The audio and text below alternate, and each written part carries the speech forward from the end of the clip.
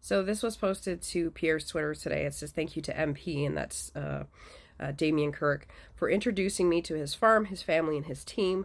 People in these communities feed and power our country. They will be an honor to work for their support, return to Parliament, hold the government to account, and champion common sense values for Canada." And then there's a bunch of pictures. Okay, I've got to give Pierre credit. He went out, he met with the MP that is stepping down and vacating a seat so that Pierre can run in a by-election so he can have a seat and still remain the official opposition leader. Of course, not when Parliament goes back in May, but most likely when it reconvenes in September. So I've talked about this before, but I've said that I really think that Pierre needs to make an effort in this. Yes, it's a safe riding, okay? Like the gentleman there that he's talking about, the current MP, won with over 80% of support. And it's always been a conservative stronghold. It's never been any other party that has held that riding. But I think the thing is that the MP, Damien Kirk, he's a local. He's a farmer, right? He's grown up in that area. He knows everybody. You know, he's the type of guy that goes out and does, like, is involved in his community. That's just, like, that's the kind of energy that I get from that guy. So I really think that the best thing for Pierre to do, because he's got some time before, the by-election happens, because they have to recall Parliament, and then this guy, when he goes to get sworn in, he has to step down, I believe it is. I don't know if he has to get sworn in and then step down, but either way. And then they will have to call and do all the paperwork to call a by-election. So it's still going to be a little while, but I believe Pierre will be able to be back in Parliament for September. But in the meantime, guess what, Pierre? It's summertime, it's spring. You know how many local festivals and, local gatherings and charity events and everything else that are going to be happening in that riding that you can go out and support? And best of all, you don't always have to have a camera crew with you.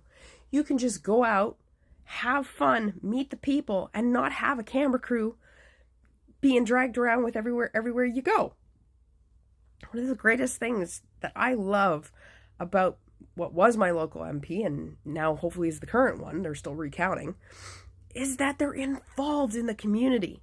You go out to the fall fair, you go out to Canada Day, you go out to, food fairs and the farmers markets and this charity event and that charity event. They are there. They are involved.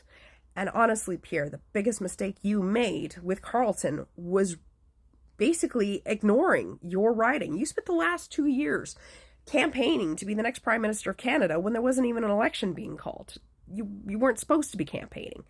So it's not surprising that your riding decided to say screw you and kick you out because you weren't doing anything for them.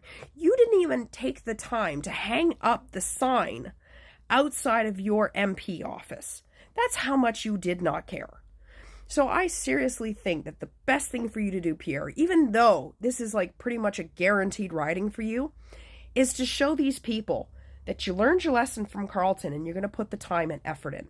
Because the MP that is stepping down and vacating his seat for you seems like a pretty stand-up guy, pretty salt of the earth. He's a farmer. His family are farmers. They're losing what sounds like a really great MP that is highly involved in that area, that knows who all of these people are, right?